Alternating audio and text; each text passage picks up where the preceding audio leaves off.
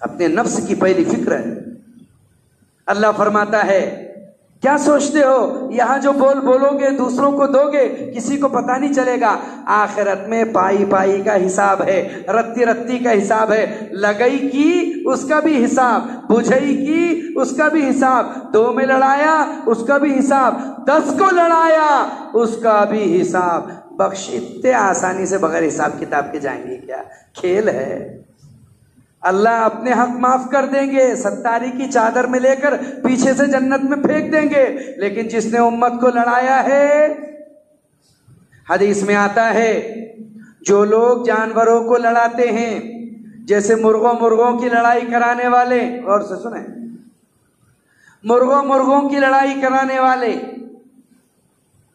ایڑکوں کی لڑائی کرانے والے، ہیلو کی لڑائی کرانے والے، جو جانوروں کی لڑائی کرانے والے ہیں، حدیث مبارک میں ہیں اللہ کل قیامت کے دن انہیں برسرے محشر بلائے گا اور اللہ ان کے سروں میں سنگ لگائے گا۔ وہاں ہوگا اوریجنل دنگل۔ کہاں ہوگا؟ پھر دیکھنا ہوتا ہے منگل کیا منگل۔ اسی لیے آخرت کی ذلت کو آسان مت سمجھو، چٹکیوں میں حساب نہیں ہوگا، وہاں بہت لمبی کتھا کہانی ہوگی، اور چونکہ دنیا میں ہی سارے کانڈ ہوئے تھے میرے، اس لیے اللہ تعالیٰ حساب کتاب کا میدان بھی دنیا کو بنائے گا، آخرت میں آسمانوں پر نہیں اٹھائے گا۔ ناپاک لوگ آسمانوں میں نہیں جاتے فوراً، جی ہاں، جنت آسمانوں میں ہے، جہنم زمین میں ہے۔ قرآن کہتا ہے وَجِيءَ يَوْمَئِذٍ بِجَهَنَّمَ يَوْمَئِذٍ يَتَذَكَّرُ الْإِنسَانُ وَأَنَّىٰ لَهُ الذِّكْرَىٰ۔ گھبرائے گا جب جہنم کو فرشتے 7ویں سطح سے کھینچ کر لائیں گے۔ زمین کے 7 طبقات ہیں، ادیم ہے، بسیط ہے، ثقیل ہے، بطی ہے، ما جنبا ما سکہ تحت الثری، جو تحت الثری سے کھینچ کر لے کر کے آئیں گے، 3500 سال کے فاصلے سے جہنم کو کھینچیں گے۔ اس کے ناک میں ایسی زنجیریں ہوگی کہ اس کا ایک فاصلہ یہاں ہوگا تو دوسرا فاصلہ دنیا کے اخیر پر ہوگا۔ جب اسے کھینچیں گے لہا شہیق و زفیر، تو اس کی چنگاڑ ایسی ہوگی کہ ساری دنیا بزر کر رہی ہوگی، زلزلہ آ رہا ہوگا۔